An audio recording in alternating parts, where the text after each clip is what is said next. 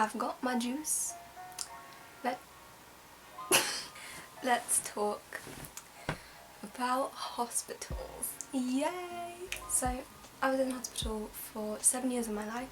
I was diagnosed with tracheoesophageal fistula. Yes, I didn't just slur my words, they are all correct.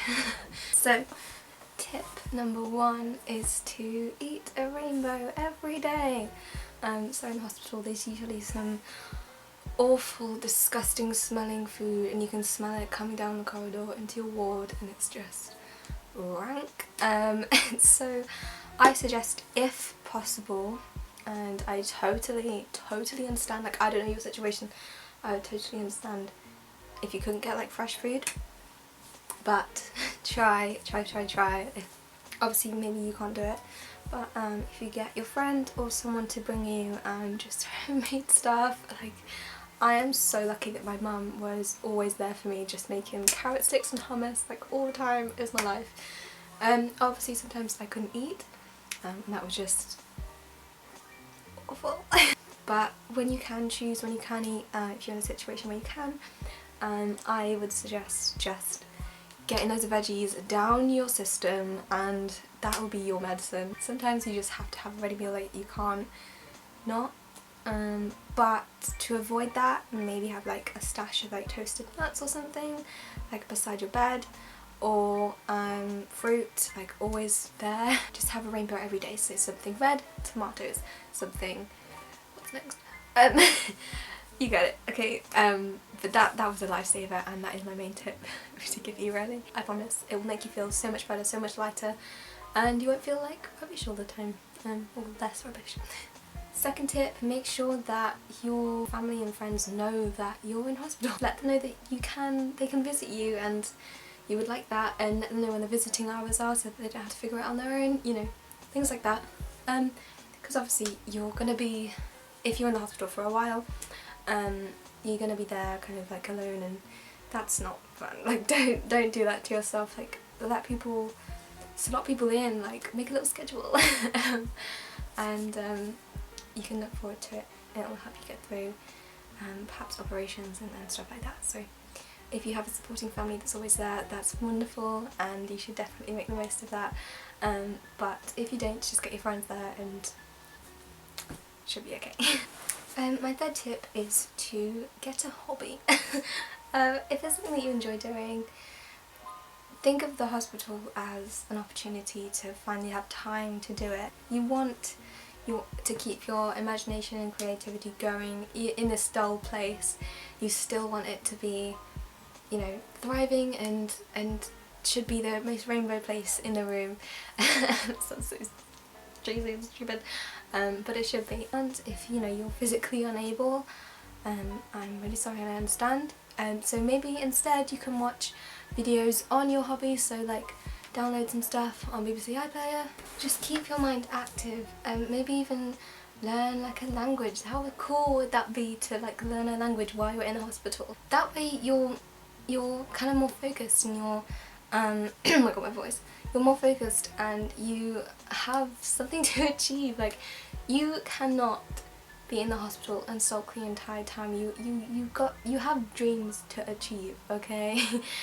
You might as well do something towards them. If you can't, like, I totally understand, because I don't know your situation, of course, but you know, you can always do something even if you're just thinking about it. There will be a lot of waiting, so you might as well do something with that time if you can. Oh my god, I keep doing this. Like my old English teacher, she used to be like, guys. Fourth little tip is to dress comfortably. You are going to be in a hospital, in the bed, in a very uncomfortable probably bed. Pillows. They're so crinkly and they're like foil. Why do they make them so uncomfortable? So you're going to be in an uncomfortable situation, so make sure that the closest thing to you, your clothes, are comfortable. If you're not subjected to that awful hospital gown. Oh my god, I hate it so much. Oh my god. Just like, why did I humiliate you? Final one, if possible, make sure that you are changing your changing your environment. Otherwise you're gonna be stuck in the bed and you're gonna feel really rubbish because you haven't walked around. And if you cannot walk around, I get it, I understand, but please, if you can, try not only to change your environment, but to take care of your physical health as well. You don't want to be a little fat plump crumple when you get out of the hospital. So please take care of all of your different types of healths, and try to stay positive overall. Like, it is so difficult in the hospital, but you can do it. Like, there are so many really nice people in the hospital as well, so in a way it's kind of easy. The nurses are always lovely. Can we just appreciate the nice nurses, please? You know, if you can make someone else's day, even make the nurse's day, or make friends with someone opposite you or in the hospital, whatever, like, imagine how happy that can make both of you feel. So make sure you make connections as well. Like, don't forget that, don't isolate yourself in the hospital. That is the worst thing that you can do. Please don't do that. If you need help, ask. Obviously, they're the hospital, they're the nurses, they're the doctors, they're there to help you. That is their job. I hope you have a lovely time in hospital. I hope you stay positive and happy, and it will be okay. It will be okay.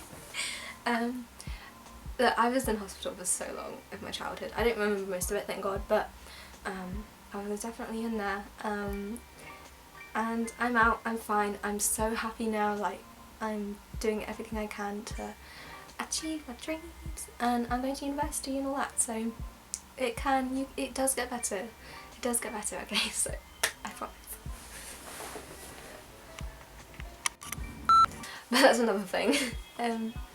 Beep. I hope you enjoyed this video, or if you find it useful.